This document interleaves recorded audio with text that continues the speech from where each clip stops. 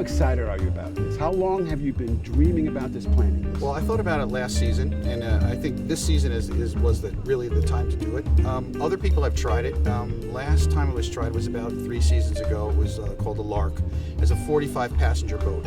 We're starting small, see if we can build up some ridership, and so we can take 6 people at a time. We will never leave people behind, so we can do multiple trips. It's a 14-minute trip between Rhinecliff and the Hudson River Maritime Museum, and the cost is quite reasonable. It's $22 round trip right now, and we'll look for us to run some specials to get our ridership up in the beginning, and we're just really excited about doing this. It's going to be a lot of fun. It's the summertime, and this is no better time to be on the river. So it's seasonal, it's purely seasonal. It's purely seasonal. I mean, if you've been out on the river in mid-October, that's about the end of the time that most people want to be on the river. It gets quite cold, so, but we have a lot of time left between almost 3 months between now and then, and it's just a lot of time for recreation. It's going to be good stuff. Families, kids, everyone can come? Everyone can come. We're going to offer a special this season for sure. Kids under 12 will be free with their parents, with an adult. So that should encourage families to use the service, and we're going to have a great time. You'll be able to park your car on this side of the river, go over to Kingston, have a meal, come back over, or you can do the same thing in Kingston, come back over. You can picnic over here, go to the restaurant. There's a few restaurants close by within walking distance. And in addition to that, we're kind of synchronized with the schedule for the Amtrak. So we think we're going to get on the Amtrak schedule for next year. So we have to look ahead. So it's a building process. This is just a startup right now, but we have great hopes for what's going to happen. Are pets or bicycles allowed? Bicycles are allowed. We have room for 6 bikes, and pets are welcome to come on board. I love animals, so there we go. Furry animals. Furry animals, yeah. There you go. Well, it's fantastic. I've had the chance to know Jeff really well the last several months. He is a wonderful entrepreneur in the whole newest sense of what Ulster County and our region has to offer to folks who are visiting here for the first time, or those who enjoy the great quality of life amenities we have here, that they've decided to move here and become part of the fabric of our community. So it's great to see him doing this. It's wonderful for people who want to experience Rhinecliff from the Ulster County side and vice versa. We love promoting trade across this great Hudson River. What are your hopes? Well, that he is so busy, he adds hours and days to his agenda so that this ferry works round the clock, at least 12 hours a day, 7 days a week. You wouldn't mind seeing a ferry the size of the Staten Island ferry here? Well, that would be even better, right? That would be the best. That would be the best. And what brings you here? Well, this beautiful, important day carrying on a tradition of over 3 centuries of having a ferry that crosses the Hudson River between Rhinecliff and Kingston. This was something that started in the 1600s, and it continued right on through the mid-1950s on a regular basis until that beautiful bridge behind us was built, and that's when ferry service stopped. Why now? Well, first of all, the waterfronts of both sides of the river are really just catching on with everybody. Tourism is one of the most important parts of our economy here. Certainly folks in Rhinebeck and Rhinecliff have known that for years, as have the people on the Rondout known that the river brings people, the river brings resources, and that means jobs. So that's number one. Number two, it's a proud heritage of our area, something that we think is a tradition that should not have died just because there's another way to get across. Sometimes the bridge is congested. Sometimes it's more fun. If you wanted to have a cocktail at the Rhinecliff Hotel and dinner at Ship to Shore, what better way to do it than on the Kingston-Rhinecliff Ferry. So what are your hopes and aspirations for this project? Well, first of all, the schedule is appealing to folks who are coming in on the train, and it's going to accommodate them for tourism purposes on the weekends, but it will also hopefully expand over the course of time as people find out about its popularity and that they rediscover the river and they discover it as a central part, and they also see, and this is maybe the most important part to me, the unity that exists between this community and the community on the other side of the river. Henry Hudson sailed up the river that now bears his name in 1609.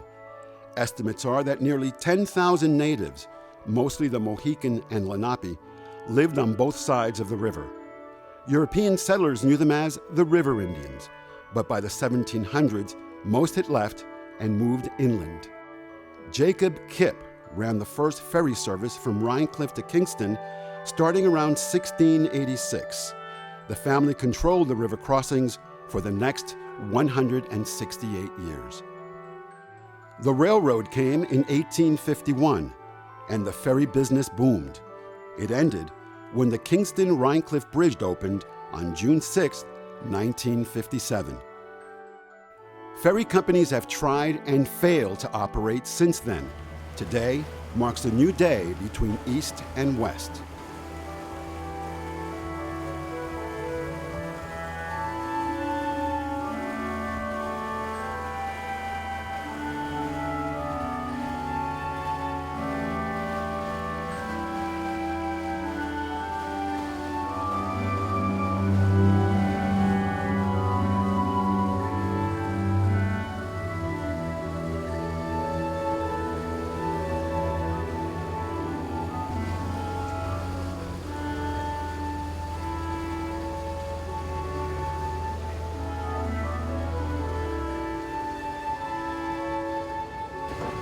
So Jeff, what's the earliest time in the morning you go out, and what's the latest time the boat comes back?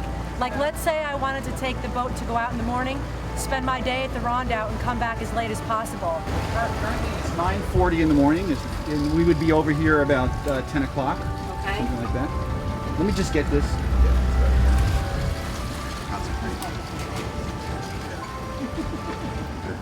Okay, you want to go a little further?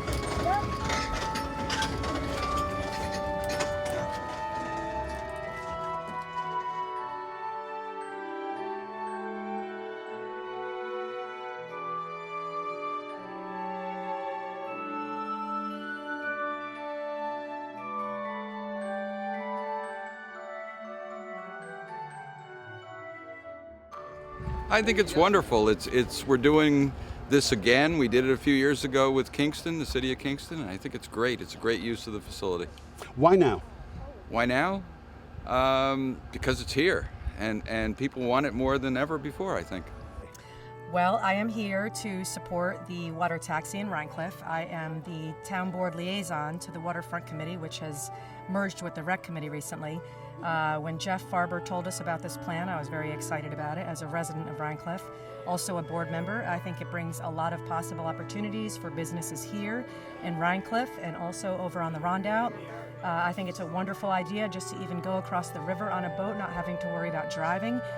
Shopping, there's lots of great shopping over in the Rondout. That's certainly true here too in Rhinebeck. So I'm just very excited about it and eager to see it work and support it in any way I can. Long time coming? A very long time coming. You know, the ferry service existed before. There was one many years ago, but unfortunately I don't think they did the best job marketing it. I mean, I can't see why it wouldn't work otherwise because it's really a great idea. And even people I've talked to about it have spoken very excitedly about it, enthusiastically. So I really think it's something that needs to be marketed. I think people need to know that the service exists, and I think it'll work. How would you market it? I would market it everywhere. I mean, I think social media is a great place. I think, public access like this is a wonderful opportunity. I think events calendars and the papers. I think there are so many ways to market it. I would put flyers up, guerrilla marketing.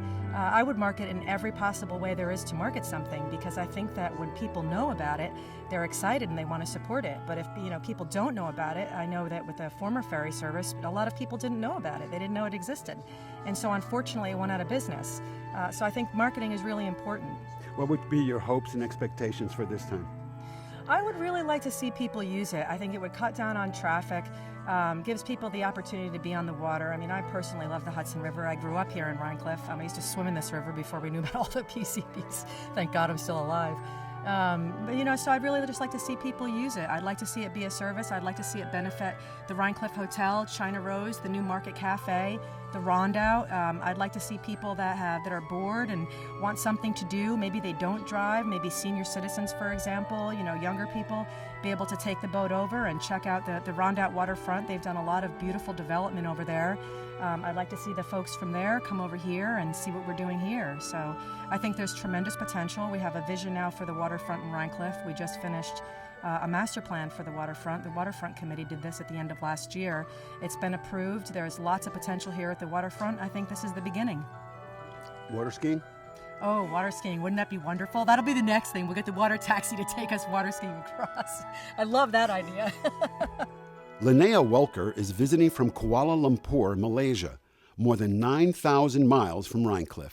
I have a house here in Rhinecliff, and I had lived here for about 6 years, and I've spent a lot of time down here at the waterfront, and always hoped that there would be some kind of a taxi service over to Kingston to kind of connect the two areas.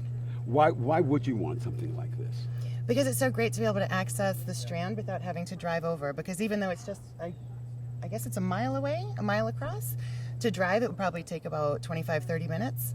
And also, to be completely honest, it would be nice to be able to go over on a boat and have a cocktail and have the boat home and walk back to my house. I wouldn't drink if I was driving.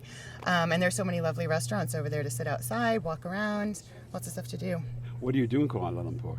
I'm an educational psychologist and I work in an international school. When are we going to have you back home? Next summer. I'm leaving tomorrow. Thank you. Surprise. That's a surprise ending.